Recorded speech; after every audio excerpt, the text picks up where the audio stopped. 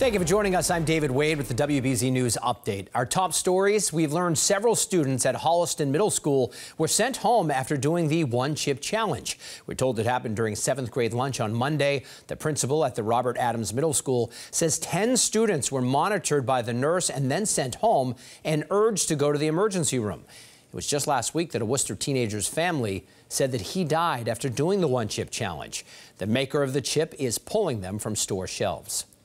A search is on in Lynn for a gunman who sent a nearby school into lockdown. Police want you to take a close look at these surveillance pictures of that shooting suspect.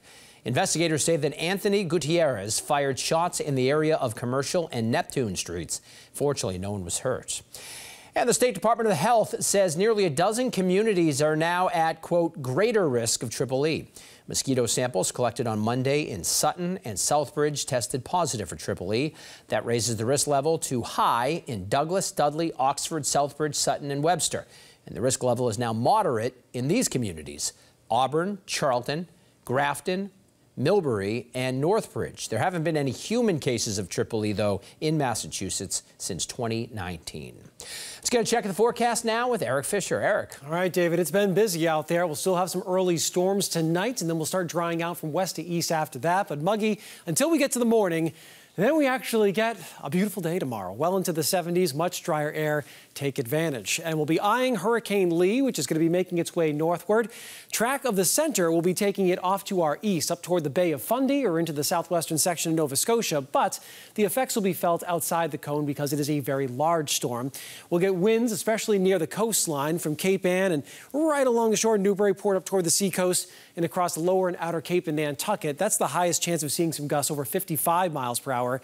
Some gusts over 40 possible in far eastern Massachusetts. And even that could knock down some trees because the ground is so saturated.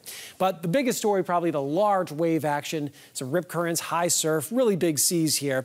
The peak surge may come Saturday morning. That would be low tide. We're rooting for that if that timing holds where it is.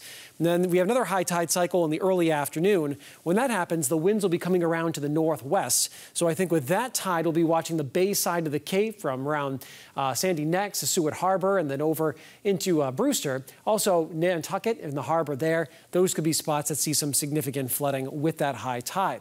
As for rainfall, it looks like the lion's share of the heavy stuff will be staying off to our east. I'd say the best chance of over an inch would be right near the coast, especially toward Cape Cod and the islands. At this time, I don't expect it to be a big rainmaker for any of the inland spots. David? All right, Eric Fisher, thank you so much. I'm David Wade. This has been a WBZ News Update. We thank you for watching. Have a great night.